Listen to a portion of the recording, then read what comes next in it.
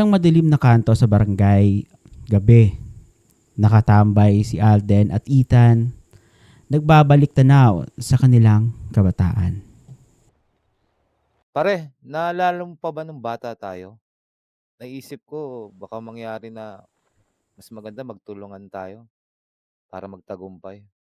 Pero sa tingin mo, parang wala pa rin ba? Oo nga pare eh. Parang walang nangyari. Pero sa tingin ko, may pag-asa pa naman, di ba? Pare, saglit lang ha. Ano lang ako, magbabawas lang ako. Ha?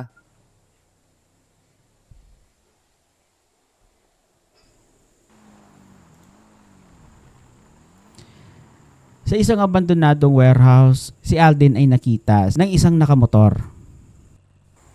Alden, may isang trabaho pala para sa'yo. Kung gagawin mo ito, lahat ng gusto mo makukuha mo. Pero may isang kondisyon, syempre. Hindi pwede malaman ni Ethan. Anong klaseng trabaho yan, tol? Gawin mo lang ito, Alden, at magiging masaya ang buhay mo. Hindi mo kailangan na mag-alala pa kung ano bang pwede mangyari sa'yo. Ay, nako. Paano ko sasabihin sa kanya? Kailangan kong gumawa ng desisyon na ito? Basta Alden, yung sinasabi ko sa'yo na ako.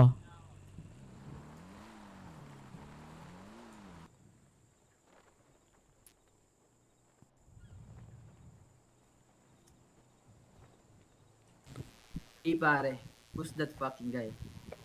Sino ba yun pare?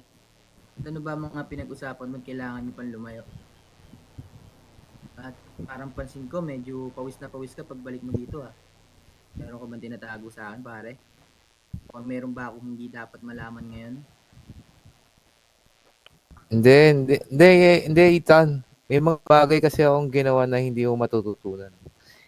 Hindi kita matutulungan kung papasukin mo pa ng malalim na kalungkutan na to.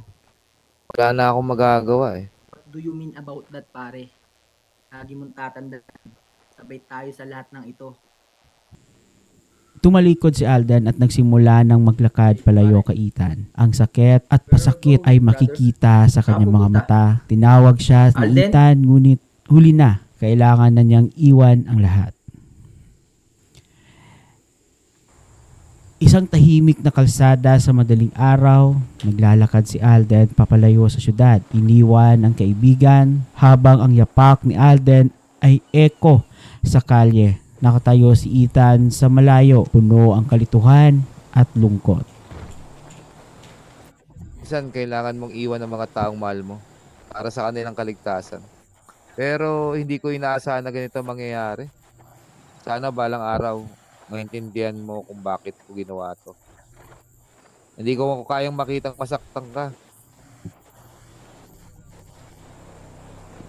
Ang mga desisyon natin sa buhay, lalo na sa pagkakaibigan, ay madalas na may mabigat na epekto. Minsan, ang tanging paraan para maprotektahan ang ating mahal sa buhay ay ang magsakripisyo. Hindi natin alam kung ano ang mangyayari sa hinaharap, pero sa bawat hakbang na ginagawa natin, may kasamang mga aral na makikinabang tayo at ang mga tao sa paligid natin. Sa kabila ng sakripisyo, walang makakapantay sa halaga ng pagkakaibigan. Ang tunay na pagkakaibigan ay hindi lamang tungkol sa magandang araw, kundi pati na rin sa mga oras na kailangan natin magtulungan at magpasensya. Ngunit may mga pagkakataon na kailangan nating bitawan ang ating mga mahal sa buhay, hindi dahil ayaw natin sila, kundi dahil alam natin sila ay mas magiging ligtas nang walang tayo sa kanilang paligid. Alden at Ethan, tulad ng bawat isa sa atin, ay nakaharap sa mga desisyon na magpapakita ng tunay na kahulugan ng sakripisyo.